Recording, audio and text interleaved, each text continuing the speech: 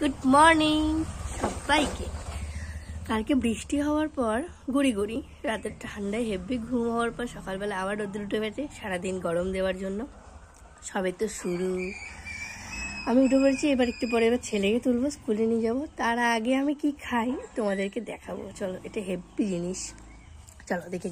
এইটা রাত্রে ভেজানো ছিল, ছোলা, বাদাম, কিশমিশ, এদিকে খেজুর।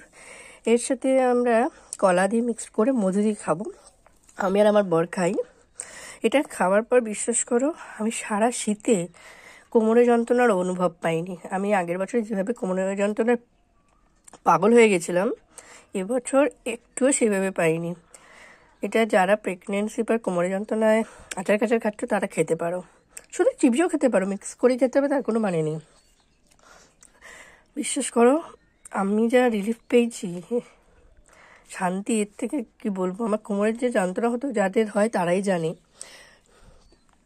চলো এটা বানিয়ে তোমাদেরকে দেখাচ্ছি কেমন হচ্ছে।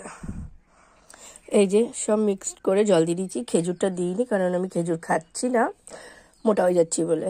আর এটা খেজুরটা আমার হাজব্যান্ড খাবে। এই যে আমার পেস্টটা রেডি। আর একটা জিনিস বলতে ভুলে গেছি, এতে আমি দুধ দিয়ে খাই, শুধুও খাওয়া যায় জল দিয়ে। আছে যখন দুধটা দিই, কারণ খাওয়াতে হয় না, ক্যালসিয়াম যায় শরীরে। এর সাথে একটু অল্প করে মধু দিয়ে দিই, ব্যাস। এইবার খাও।